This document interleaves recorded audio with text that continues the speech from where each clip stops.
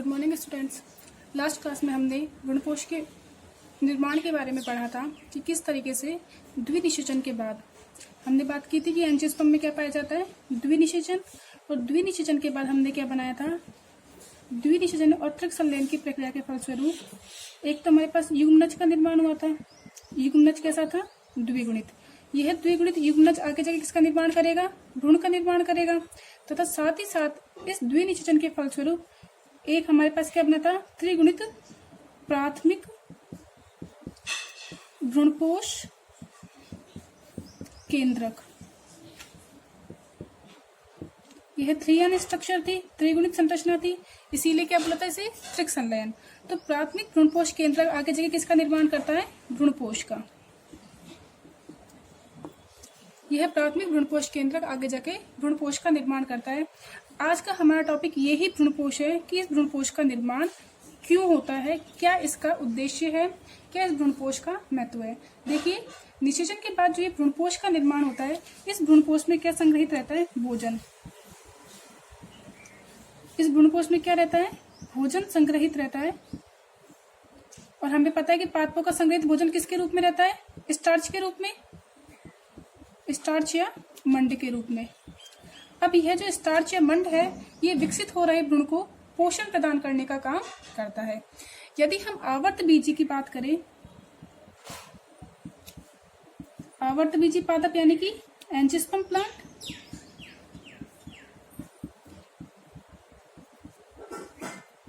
तथा अनावर्तबीजी पादप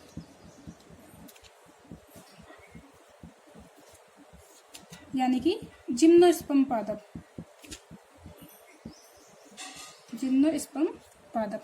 जो आवर्तबीजी पादप है और जो अनावर्तबीजी पादप है, दोनों ही पादपों में भ्रूणपोष का निर्माण होता है। लेकिन जो आवर्तबीजी पादप है, इसमें भ्रूणपोष का निर्माण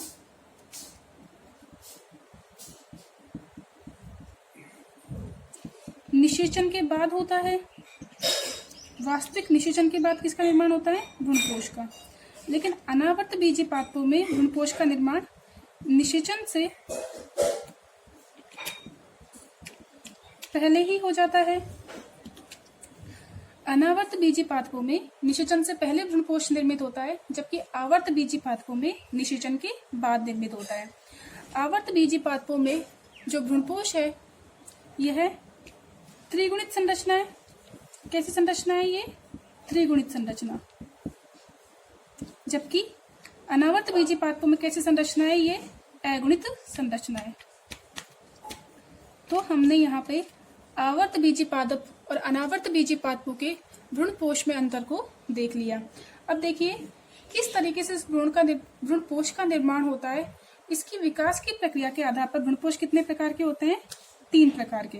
जो ये भ्रूणपोष है, यह भ्रूणपोष आवर्तबीजी पादपों में 3 प्रकार के होते हैं। वो 3 प्रकार कौन कौन से हैं, देखते हैं। आवर्तबीजी पादपों में भ्रूणपोष कितने प्रकार की बात की थी हमने, 3 प्रकार की। इसमें पहला प्रकार है केंद्रकीय भ्रूणपोष।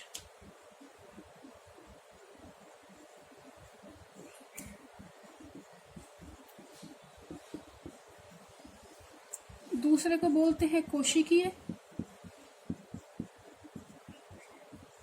कोशिकीय भ्रूणपोष। और तीसरा है दोनों का मध्यवर्ती प्रकार, यानी कि यह जो तीसरे प्रकार का है, यह केंद्रकीय और कोशिकीय का कौन सा है, बीच वाला मध्यवर्ती प्रकार, जिसे हम बोलते हैं हेलोबियल। क्या बोला जाता है इसे, हेलोबियल प्रकार का भ्रूणपोष। देखिए, नाम से ही स्पष्ट है, ये जो हेलोबियल प्रकार का भ्रूणपोष है, यह हेलोबियल गण के सदस्यों में पाया जाता है। तो हम पहली बात करते हैं केंद्रीय भ्रूणपोष की। केंद्रीय भ्रूणपोष, इसे बोलते हैं न्यूक्लियर एंडोस्पर्म,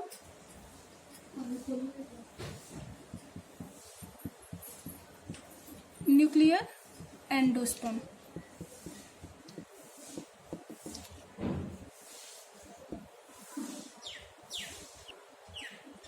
जो केंद्रीय भ्रूणपोष है, इस प्रकार का भ्रूणपोष एंजियोस्पर्म में सर्वाधिक मात्रा में पाया जाता है, यानी कि एंजियोस्पर्म का जो मुख्यतः भ्रूणपोष है वो कौन सा होता है?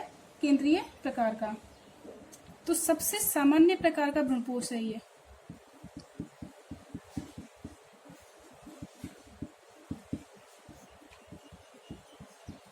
एंजियोस्पर्म में पाया जाने वाला सबसे सामान्य प्रकार का भ्रूणपोष कौन सा है?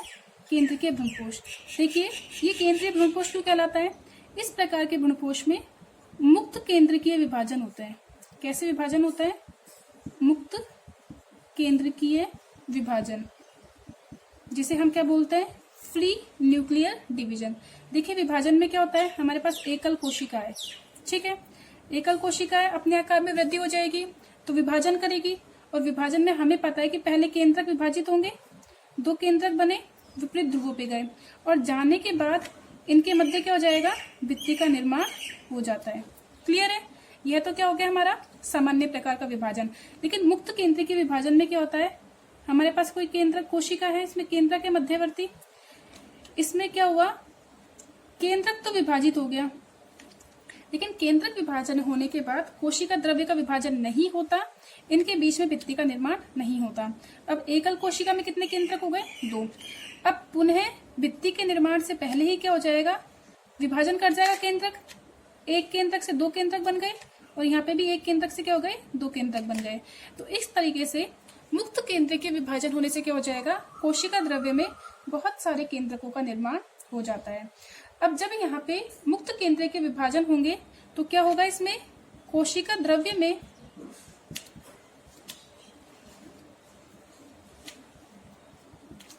अनेक केंद्रक निर्मित हो जाएंगे।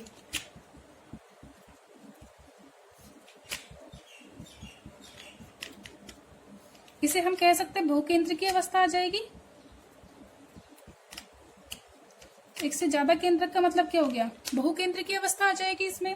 अब बहुकेंद्रकीय अवस्था में देखिए क्या होगा, डायग्राम से देखते हैं हम।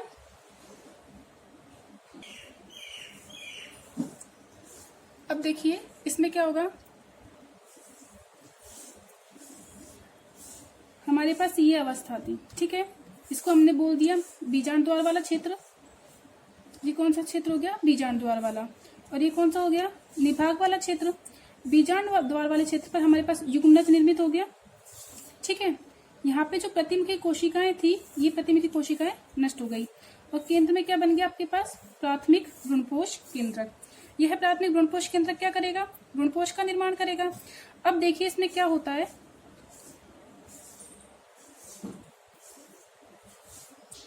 हमारा जो भ्रूण है वो भ्रूण कहाँ उपस्थित है?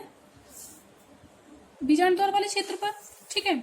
यहाँ पे जो प्राथमिक भ्रूणपोष कोशिका थी, इस प्राथमिक भ्रूणपोष कोशिका में मुक्त केंद्र के विभाजन हुए, यानी कि बहुत सारे केंद्रक निर्मित हो गए।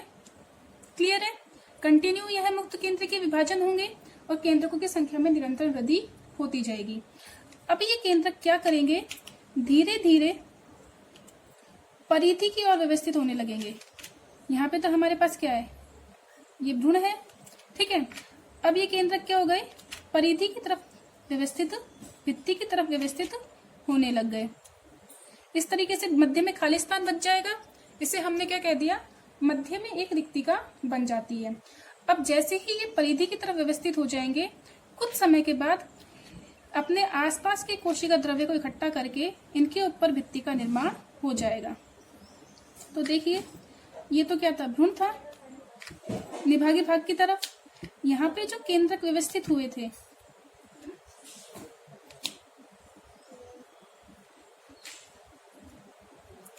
जैसे ही ये केंद्रक की तरफ व्यवस्थित हो गए, कुछ समय के बाद इनके ऊपर भित्ति का निर्माण प्रारंभ हो जाता है। यानी कि प्रारंभ में तो क्या रहेंगे? ये मुक्त केंद्रीय की अवस्था में रहेंगे, और कुछ समय के बाद क्या हो जाएगा? इनके ऊपर भित्ति निर्मित हो जाएगी, और मध्य में क्या बन जाएगा? इसके मध्य खोखली गुहा। देखिए इस तरह का जो भ्रूणपोष है ये कितने 56% आवर्तबीजी पादपों में पाया जाता है।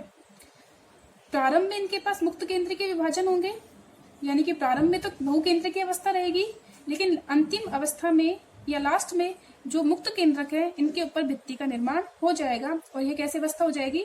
बहुकोशिकीय अवस्था में निर्मित हो जाएंगे। इस तरह का जो भ्रूणपोष है इसका सबसे मुख्य एग्जाम्पल है नारियल। नारियल में कौन सा भ्रूणपोष पाया जाता है? केंद्रकीय भ्रूणपोष। नारियल में जो हम नारियल पानी लेते हैं, जो नारियल पानी यूज करते हैं, वो नारियल पानी क्या है आपका? केंद्रकीय भ्रूणपोष। प्रारंभ में कैसे होगी? मुक्त केंद्रकीय अवस्था, तरल अवस्था में रहेंगे। लेकिन जैसे जैसे वो परिपक्व होता जाता है नारियल, तो हमारे पास जो व्हाइट गिरी बनती है, वो व्हाइट गिरी कौन सा पार्ट हो जाएगा? कोशिकीय भ्रूणपोष का। तो नारियल में तरल प्रकार का भ्रूणपोष या केंद्रकीय प्रकार का भ्रूणपोष पाया जाता है। दूसरा जो हमारे पास प्रकार है वो कौन सा हो जाएगा? कोशिकीय भ्रूणपोष। दूसरे भ्रूणपोष की हम बात करते हैं, वो कौन सा है? कोशिकीय भ्रूणपोष।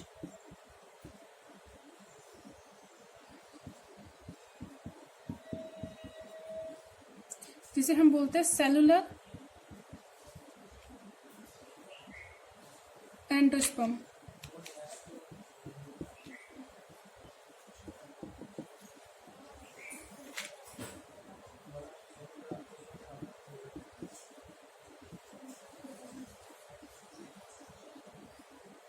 तो जो हमारा द्वितीय प्रकार का भ्रूणपोष है, नाम से ही स्पष्ट है, कोशिकीय भ्रूणपोष। यानी कि इसमें जो भ्रूणपोष है वो आरंभ से ही कैसी अवस्था में रहेगा? कोशिकीय अवस्था में। देखिए इसमें क्या होगा?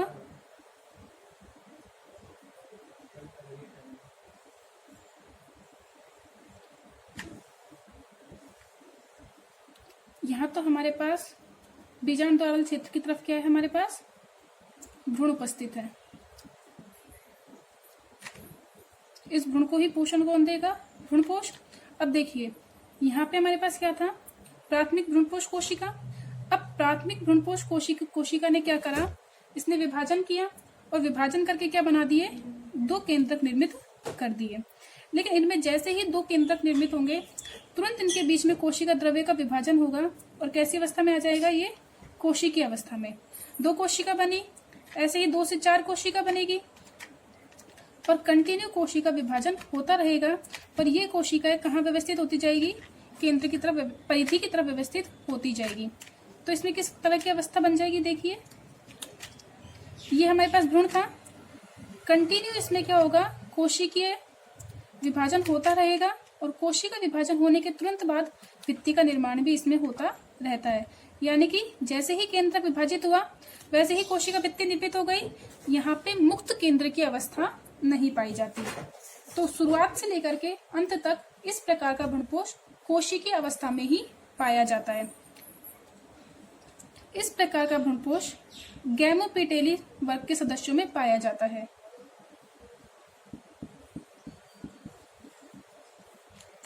गैमोपेटेली वर्ग के सदस्यों में पाया जाता है। हमने बात की थी गैमोपेटेली, जिनके जो पीटल्स है यानी जिनके जो दल है वो कैसे हो? संयुक्त अवस्था में हो। जिनके जो कलर्ड लीव्स है वो आपस में जुड़ी हुई होती है, वो कौन से होते हैं? आपके गैमोपेटेली वर्ग के सदस्य। तो प्रारंभ से लेकर के अंत तक जो भ्रूणपोष है वो कोशिकीय अवस्था में रहेगा। क्लियर है? अब हमारे पास जो अंतिम प्रकार का भ्रूणपोष है वो कौन सा है? मध्यवर्ती प्रकार का या हेलोबियल प्रकार का। यह जो हेलोबियल प्रकार का भ्रूणपोष है यह केंद्रकीय भ्रूणपोष और कोशिकीय भ्रूणपोष की मध्यवर्ती अवस्था होती है। हमारा जो तीसरा प्रकार है भ्रूणपोष का वो कौन सा है? हेलोबियल प्रकार का। हेलोबियल भ्रूणपोष। जैसा कि मैं आपको बता चुकी हूँ कि जो हेलोबियल भ्रूणपोष है यह केंद्रकीय और कोशिकीय दोनों के कौन सा है? मध्यवर्ती प्रकार का। केंद्रकीय और कोशिकीय भ्रूणपोष के मध्यवर्ती प्रकार का भ्रूणपोष है।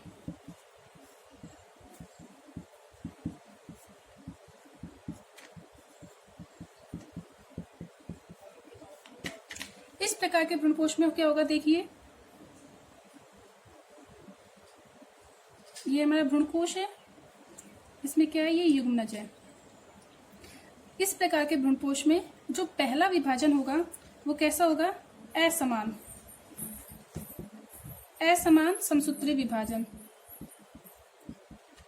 और असमान समसूत्री विभाजन से 2 असमान आकार की कोशिकाएं बन जाती है। इसमें एक बड़ी कोशिका और एक छोटी कोशिका। तो असमान आकार की कोशिका बन जाती है बड़ी कोशिका और छोटी कोशिका। जो बड़ी कोशिका है वो तो कहाँ पाई जाएगी, बीजांड द्वार वाले क्षेत्र की तरफ, और जो छोटी कोशिका है वो कहाँ उपस्थित होगी, निभाग वाले क्षेत्र की तरफ।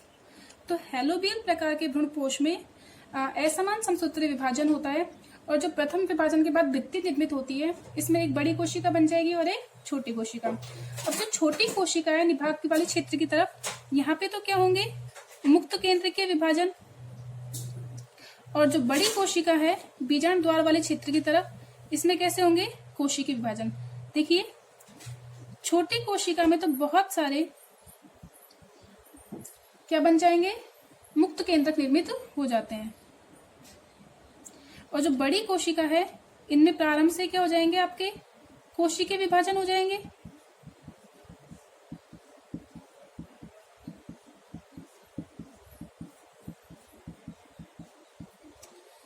हेलोबियल प्रकार के भ्रूणपोष में बीजांड द्वार वाली कोशिका में कोशिकीय विभाजन, और जबकि निभाग वाले कोशिका में क्षेत्र में मुक्त केंद्रीय के विभाजन होते हैं। अब इसके बाद देखिए ये जो मुक्त केंद्रक बने ये भित्ति की तरफ व्यवस्थित हो जाएंगे,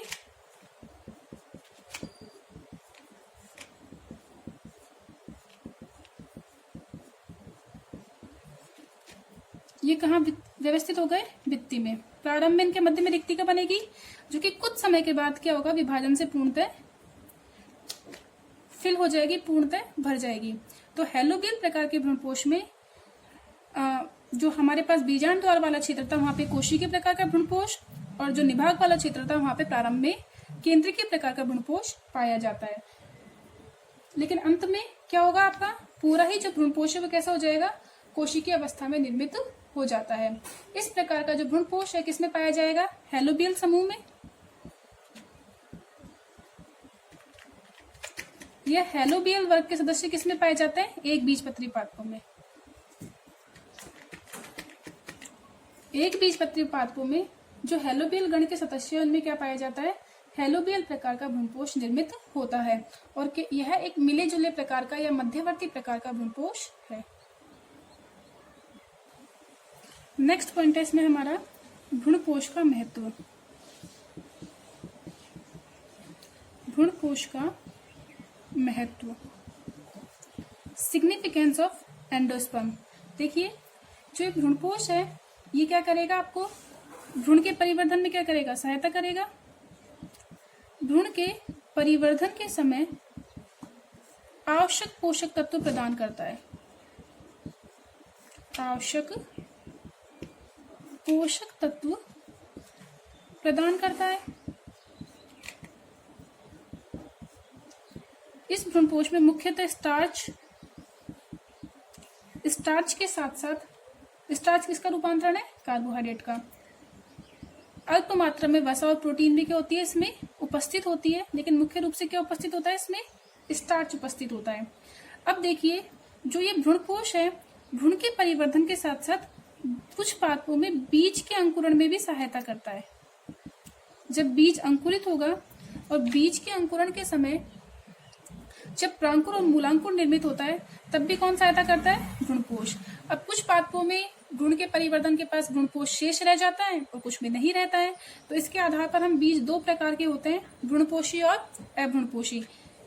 इनके बारे में हम आगे बात करेंगे कि कुछ बीज तो भ्रूणपोषी प्रकार के होता है जिनमें भ्रूणपोष शेष रह जाता है, जबकि कुछ में भ्रूणपोष शेष नहीं रहता, अभ्रूणपोषी प्रकार के होते हैं। अब देखिए हमने बात की थी जो भ्रूणपोष है वो क्या करेगा, भ्रूण को पोषण देगा, लेकिन इस भ्रूणपोष का परिवर्धन कैसे होता है। इस भ्रूणपोष के परिवर्धन के लिए जो आवश्यक पोषक तत्व है वो कहाँ से प्राप्त किए जाते हैं, बीजांडकाय से। और सामान्यतः बीजांडकाय पूर्णतः भ्रूणपोष के निर्माण में काम में आ जाता है, लेकिन कभी कभी बीजांडकाय एक पतली झिल्ली के रूप में शेष रह जाता है।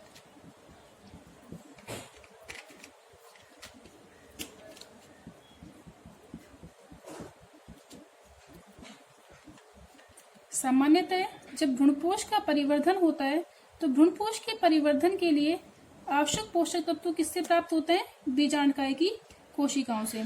और बीजांडकाय की कोशिकाएं पूर्णतः उपयोग में ले ली जाती है, लेकिन कुछ पादपों में यह जो बीजांडकाय है यह एक पतली झिल्ली के रूप में शेष बच जाता है बीज के बाहर, जिसे हम क्या बोलते हैं, परिभ्रूण